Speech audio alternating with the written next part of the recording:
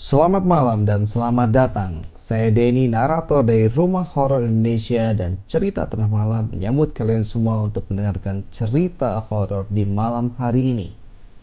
Dan cerita horor di malam hari ini berjudul Kisah Bus Hantu dari Jawa Timur. Cerita ini ditulis oleh akun Kaskus Simata Malaikat.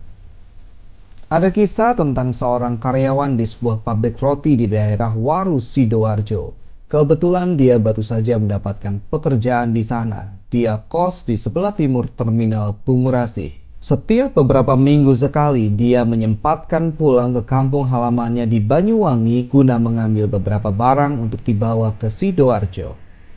Untuk kembali ke Sidoarjo, biasanya ia menaiki bus dari Banyuwangi. Kebetulan ia seorang wanita, tidak disebutkan siapa namanya, tapi kita sebut saja dengan Winarti. Waktu itu Winarti sedang menunggu bus pada malam hari ditemani gerimis. Winarti menunggu bus arah Surabaya tepat di pinggir jalan raya yang jauh dari rumahnya. Sebenarnya pihak keluarga sempat memberitahu Winarti agar jangan berangkat dulu. Kebetulan waktu Winarti berangkat adalah hari Jumat Legi. Menurut beberapa kepercayaan masyarakat Jawa zaman dulu, ketika malam Jumat Legi, seseorang dilarang untuk bepergian, termasuk hari keramat selain Jumat Kliwon. Setelah beberapa jam menunggu, akhirnya muncul sebuah bus. Setelah bus berhenti, ia lantas naik ke dalam bus sambil membawa barang bawaannya. Ternyata penumpangnya sudah lumayan banyak. Ia pun kemudian memilih duduk di bangku tengah yang kebetulan kosong.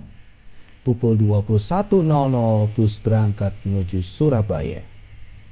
Awalnya dia tidak curiga saat naik bus tersebut. Namun saat ia coba memperhatikan para penumpang yang lain, ternyata mereka semua memakai baju berwarna putih. Selain itu, kepala mereka juga tertutup kain berwarna putih juga. Meski sempat dibuat heran, Winarti tidak terlalu memikirkan hal tersebut. Ia pikir para penumpang mungkin sedang kelelahan dan mencoba untuk beristirahat. Tak lama kemudian kondektur mendekatinya untuk menarik ongkos. Namun anehnya sang kondektur tak mau melihat ke arah Winarti. Winarti memberikan uang Rp3.000 untuk ongkos bus waktu itu. Tidak ada keanehan lain selama perjalanan, dan selama perjalanan suasana pun terasa cukup hening.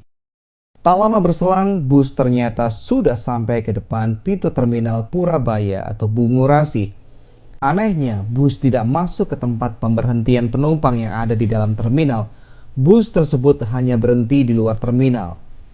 Winarti pun bergegas turun dan membawa barang bawaannya. Sesaat setelah turun dari bus, tiba-tiba ia dihampiri satpam terminal. Satpam itu berkata begini, "Mbak, itu penumpangnya kok pocongan semua?" tanya si satpam. Winarti pun mencoba menoleh ke arah bus yang baru dinaikinya. Ternyata benar apa kata si satpam. Saat ia melihat ke arah bus yang baru dinaikinya, Winarti sontak dibuat terkejut karena penumpang bus tersebut semuanya sudah terbungkus kain kafan. Ia cuma diam terpaku melihat hal tersebut. Kemudian Winarti coba melihat jam tangannya dan betapa terkejutnya dia. Ternyata jam baru menunjukkan pukul 21.05. Kemudian ia merasa sekujur tubuhnya lemas dan kemudian pingsan. Saat sadar, ia sudah berada di sebuah ruangan di terminal. Lantas ia diberondong berbagai pertanyaan dari orang-orang. Kemudian ia menceritakan semua yang dialaminya, mulai dari naik bus di Banyuwangi sampai turun di Bungurasi. Ia pun masih tak percaya bisa sampai Bungurasi pukul 21.05. Padahal dia berangkat dari Banyuwangi pukul 21.00. Ia pun menunjukkan karcis yang ia dapat dari bus tersebut. Betapa terkejutnya orang-orang yang mengetahui karcis tersebut. Karcis tersebut menunjukkan tahun 1965. Menurut beberapa orang waktu itu, karcis tersebut adalah milik sebuah bus yang dulu sempat mengalami kecelakaan di tahun 1965. Bus tersebut melaju dari arah Banyuwangi menuju Surabaya. Namun, bus tersebut mengalami kecelakaan. Lebih tepatnya, bus tersebut masuk jurang. Seluruh penumpang dan kru bus tewas di tempat kejadian. Sayangnya tidak diketahui PO bus apa yang mengalami kecelakaan di tahun 1965 tersebut. Namun bus tersebut diketahui memiliki warna dasar putih. Menurut penerawangan seorang indigo, para arwah korban belum tenang, maka mereka coba membantu para warga Banyuwangi yang hendak pergi ke Surabaya dengan cara mengoperasikan bus secara gaib. Namun bus tersebut hanya bisa sampai ke depan terminal, tak sampai masuk ke dalam. Entah mengapa alasannya, tidak dijelaskan secara rinci. Masih menurut orang indigo tersebut, terdapat dua arwah dalam bus tersebut. Arwah yang baik, ia yang akan membantu warga sekitar, serta arwah yang jahat, yang justru mengganggu pengendara yang lewat daerah sekitar bus agar mengalami kecelakaan yang sama seperti yang pernah mereka alami. Menurutnya, munculnya di malam tertentu saja seperti Jumat Kliwon atau Jumat Legi.